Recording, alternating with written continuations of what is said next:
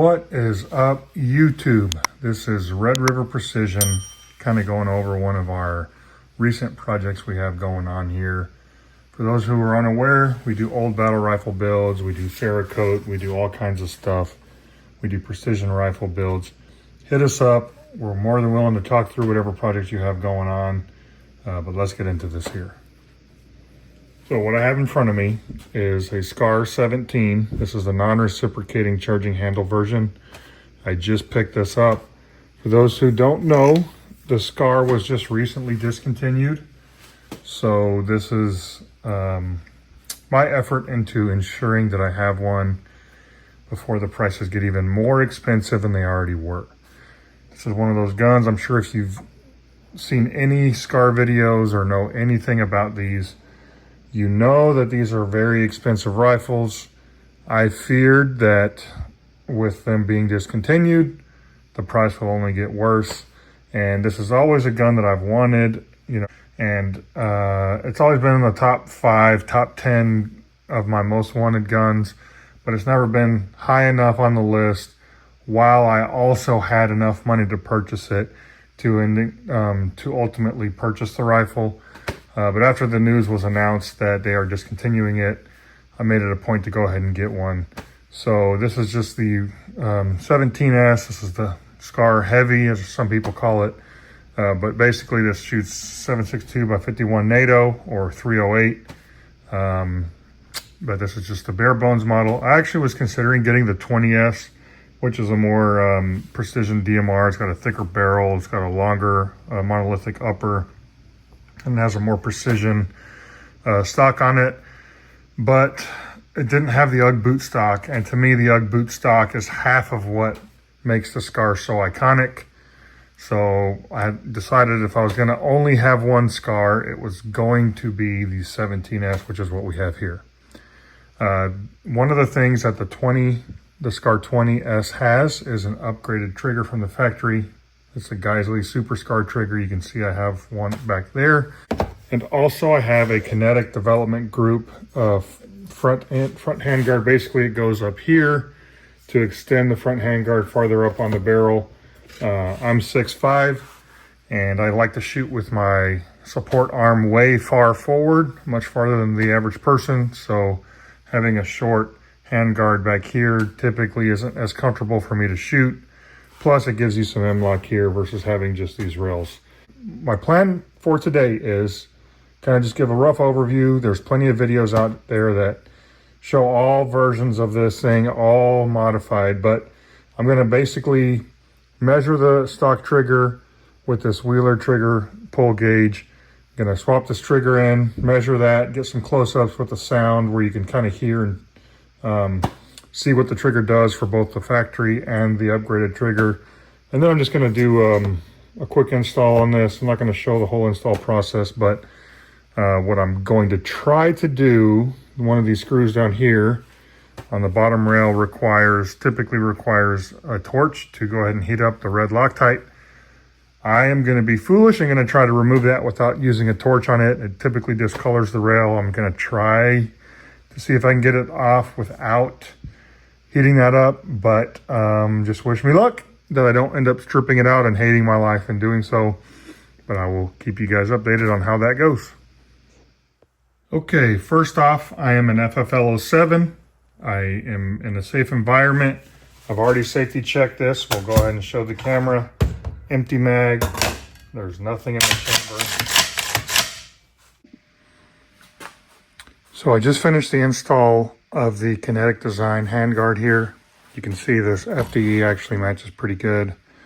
I did try to basically use a T25 bit with a ratchet like this, just so that way I get some extra leverage instead of like an Allen key or like a screwdriver that's a T25 on this front bolt that's right up here that most people have to heat up to remove. I use this as long as you get a good bite. If you've ever used these kind of bits that are star pattern, you just got to make sure you're straight in the hole and you don't cockeye it any different direction to basically strip it out. But if you're straight in, and you get some good leverage. It came right out without any issue at all. So I'm really glad that I went ahead and tried this. For those of you considering that, definitely if you have this set up, do that first. Everything else that came off the original handguard up here is all right here. I added a very small section of M-LOK up here just for bipod usage whenever I'm actually shooting longer range.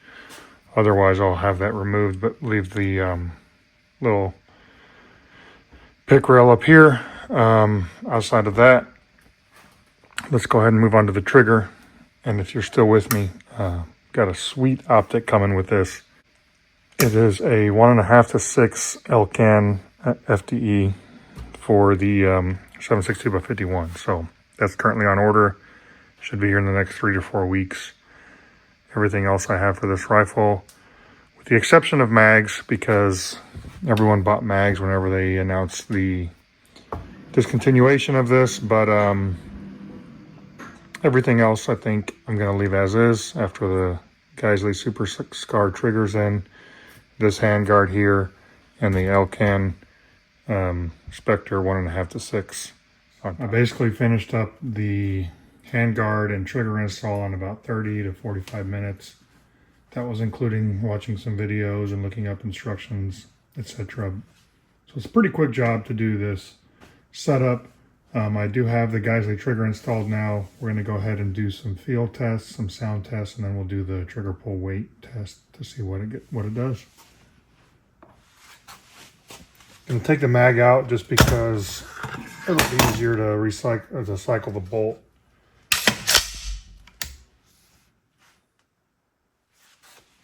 Can you see that pretty good? Let me zoom in a little bit.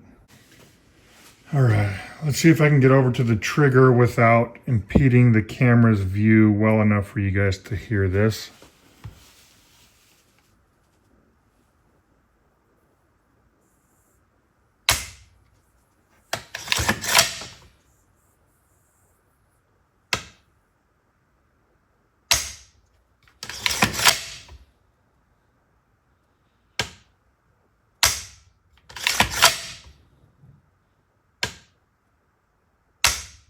It actually is pretty smooth for a factory combat trigger. A lot of people have the same experience.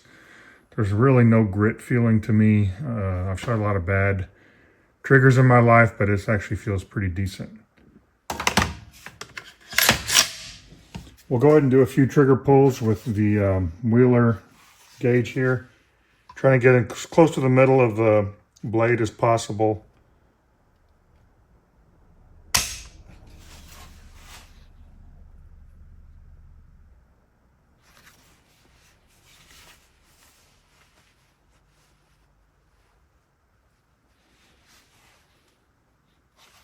Go ahead and do another one here.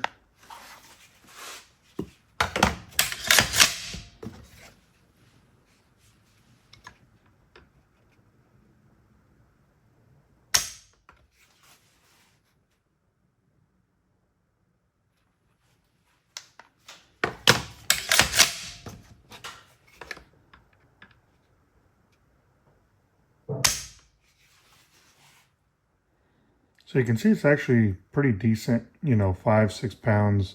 I was doing it earlier today and I was getting closer to 7. Do one more.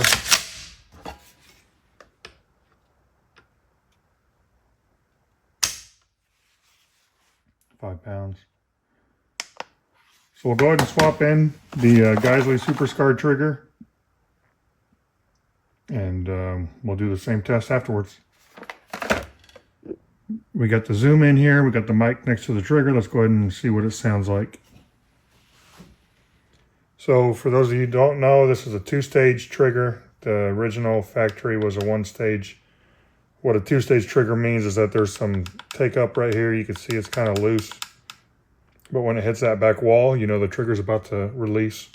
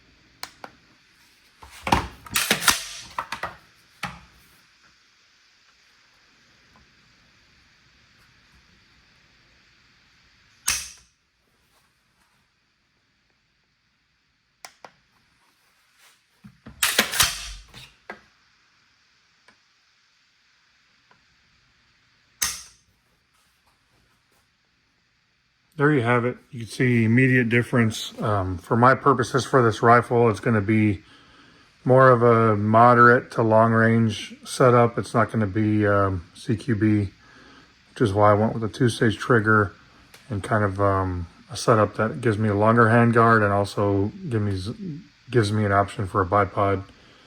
Super excited. You know, not going to be extremely long range due to the fact that the Elkin only goes up to 6x.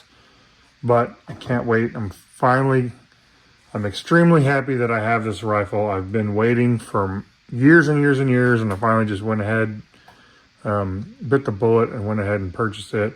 Super pumped about it. Can't wait. If you like this content, guys, let us know in the comments. We'll do some more of this. If you want to see a range day with this rifle, again, let us know. We'll try to get some video of that as well. Check out our other videos, like, subscribe, comment. All that stuff helps us out. If you're looking for Cerakote, if you're looking for AK builds, if you're looking for HKG3 builds or any other kind of old battle rifles, hit us up. Red River Precision. All of our links will be in the description below. Thanks, guys. Hope you're having a great day.